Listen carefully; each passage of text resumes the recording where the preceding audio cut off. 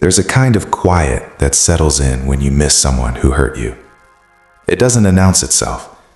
It just shows up one day, maybe late at night, maybe when things are finally calm.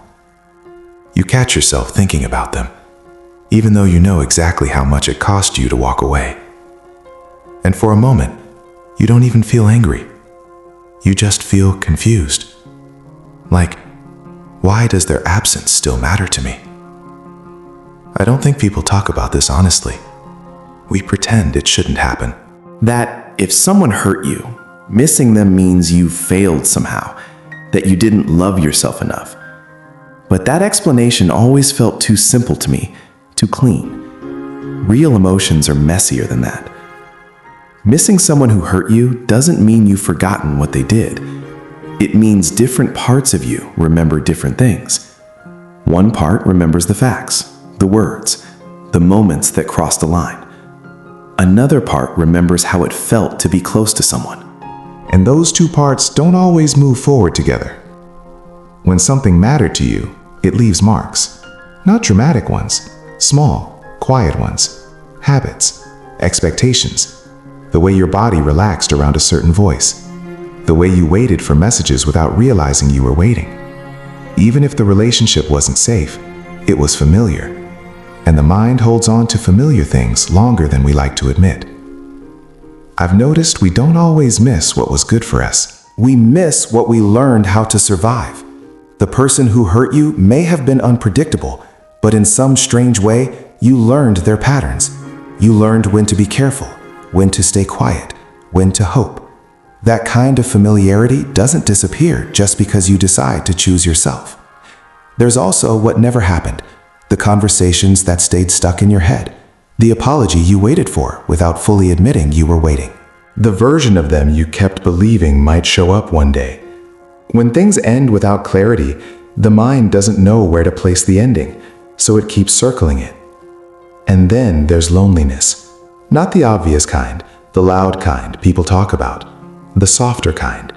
The kind that shows up when no one is hurting you anymore, when life feels steadier, and yet something feels empty.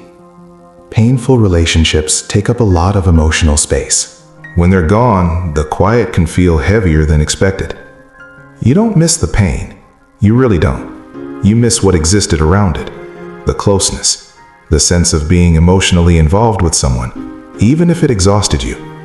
The mind has a way of holding on to connection while slowly pushing the hurt to the background, especially when you're tired. That's where the inner conflict lives. One part of you knows leaving was necessary. There's no debate there. And another part still reaches backward sometimes, almost without asking permission. You can feel proud of yourself and still miss them. You can feel stronger and still feel that pull. Both can exist at the same time. It doesn't mean you want to go back. It means you're grieving something. Because even relationships that hurt us take things with them when they end. You don't just lose the person. You lose the version of yourself that existed in that space. The routines. The emotional role you played. Letting go means figuring out who you are without all of that. And that doesn't happen quickly. Sometimes, missing them is also a way of protecting yourself.